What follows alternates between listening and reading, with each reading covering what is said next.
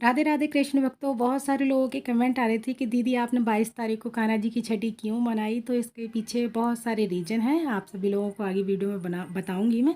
सबसे पहले तो लड्डू गोपाल जी को स्नान करके मैंने उनको जगाया। उसके बाद जो भी फ्लावर्स लगे हुए थे पौधों पेड़ों पर मैंने वो तोड़े।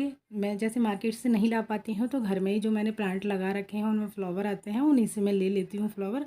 तो यहाँ पर गुड़हल के पेड़ पर काफ़ी सारे इस साल फ्लावर आए, काफ़ी सारे उसने मुझे फ्लावर दिए।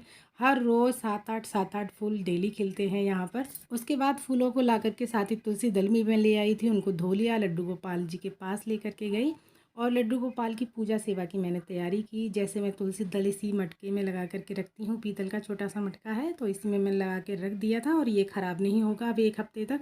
साथ ही फ्लावर्स भी मैंने धो लिए थे और अब पूजा की तैयारियाँ करते हैं। तो लड्डू गोपाल जी को मैंने दूध से स्नान करा दिया था, उसके बाद सादा जल से लड्डू गोपाल जी को स्नान कराया। उसके बाद में आज के दिन यानी छठी के दिन पीले कलर का वस्त्र धारण कराए जाते हैं लड्डू गोपाल जी को, और आप चाहें तो खुद भी येलो कलर के ही वस्त्र पहन सकते हैं। तो मैंने यहाँ पर येलो कलर की साड़ी पहले पहले ही पहन ली थी। लड्डू गोपाल जी को इस तरह की मैं ये ड्रेस बनाने वाली हूँ येलो कलर की। साथ ही लड्डू गोपाल जी को नजरिए भी मैं अभी पहना दूंगी स्नान कराने के बाद में ही, क्योंकि मुझे कहीं पर जाना भी है तो उसकी जो व्यवस्थाएं हैं वो सारी अभी से जल्दी कर लूँगी। ये मैंने लड्डू गोपाल जी को जल्दी स्नान करा दिया था और उसके बाद में 2 बजे के आसपास मैंने जो छठी का पूजन है 2 से ढाई के बीच में कर दिया था, क्योंकि मुझे कहीं जाना था। तो लड्डू गोपाल जी के जो पुराने नजरिए थे वो उतार दिए थे, नए वाले नजरिए पहना दिए थे, छोटे वाले लाला को भी पहना दिया और जो सबसे छोटे वाले लाला हैं वो मेरे चांदी के नजरिए पहने हुए हैं। तो उनको तो मैं कभी चेंज करती नहीं हूँ, जो पहने हुए होते हैं वो उसी को पहने रहते हैं। तो यहाँ पर मैंने देखिए लड्डू गोपाल जी का पूरा श्रृंगार कर दिया है। आप सभी लोग कमेंट में ज़रूर बताइएगा आप लोगों को आज का श्रृंगार हमारे ठाकुर जी का कैसा लगा। और गाय माता को विराजमान किया, साथ ही लड्डू गोपाल जी के पास मोर पंख रखा और जो भोग था मैंने यहाँ पर जो किशमिश है बादाम है उसका भोग लगा दिया। जो भी फ्रूट्स थे मेरे पास उसका भोग लगाया, तुलसी दल समर्पित किया, जल समर्पित किया, पूजा आरती की। पूजा ये सुबह की मेरी पूजा पूर्ण हो गई थी। उसके बाद में मैं चली गई थी किचन में, क्योंकि जो मैं रीज़न है आपको बता देती हूँ। ऐसा था मेरा पीरियड्स आ गए थे तो थर्सडे को ना तो सिर धो सकते हैं यानी बाल नहीं धो सकते हैं, और दूसरा हमारे यहाँ ना तो कड़ी बनती है थर्सडे को।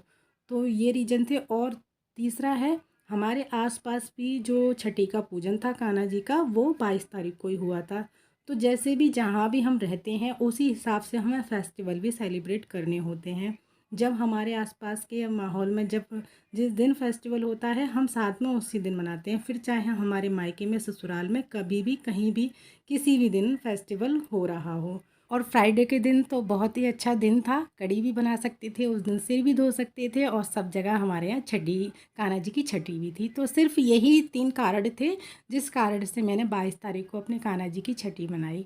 दिन भी सही नहीं था उस दिन, और वैसे तो छठी थर्सडे को ही थी लेकिन मैंने 22 तारीख को छठी मनाई। ऐसा नहीं है कि हम कान्हा जी की छठी बाद में नहीं बना सकते हैं। एक मेरे पास भक्त का कमेंट भी आया था कि दीदी कोई नहीं है ऐसे में पीरियड्स आ गए हैं तो दीदी क्या मैं बाद में छठी मना सकती हूँ। तो देखिए बिल्कुल मना सकते हो, एक उत्सव होता है कान्हा जी के लिए। तो आप हर रोज़ चाहो तो हर रोज़ छठी मनाओ, हर रोज़ लड्डू गोपाल का जन्मदिन मनाओ। ये उत्साह होता है कृष्ण भक्त का जो अपने कान्हा जी के साथ में हम सेलिब्रेट करते हैं, खुशी मनाते हैं। लड्डू गोपाल जी को नजरिए और काजल मैंने सुबह मॉर्निंग में ही लगा दी थे। शाम को यानी दोपहर को मैंने 2 से ढाई के बीच में लड्डू गोपाल की छठी का पूजन किया था, उनकी न्योछावर की। साथ ही मैंने मोर पंख से लड्डू गोपाल की नज़र उतारी, भोग प्रसाद उनको लगाया, जो भी फ्रूट्स से लड्डू गोपाल को वो लगाए, क्योंकि मुझे छठी के पूजन में कहीं और भी जाना था। यहाँ पर उत्सव था छठी के यानी कान्हा जी की छठी का, तो वहाँ पर जाकर हम लोगों ने काफ़ी मस्ती की। आप सभी लोगों को ये छोटा सा एक मिनी ब्लॉग आप कैसा लगा कमेंट पर ज़रूर बताइएगा। और ऐसा कुछ नहीं है, आप चाहें तो अभी भी लड्डू गोपाल की छठी बाद में मना सकते हैं। कृष्ण भक्त को उदास नहीं होना चाहिए, जब चाहे आप तब उनका जन्मोत्सव और उनका छठी मना सकते हो, खुश हो सकते हो, सेलिब्रेट कर सकते हो। और जिस दूध से लड्डू गोपाल जी को यानी छठी का स्नान कराया था उसकी आप खीर बना सकते हो, घर के प्रयोग में ला सकते हो।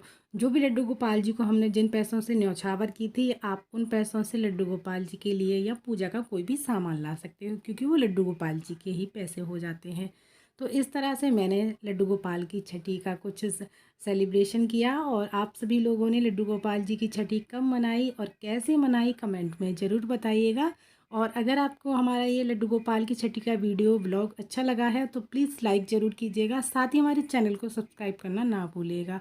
फिर मिलते हैं अगली किसी और वीडियो में, तब तक के लिए आप सभी को राधे राधे। नाराज हो गई, राधा रानी नाराज हो गई, अभी निकल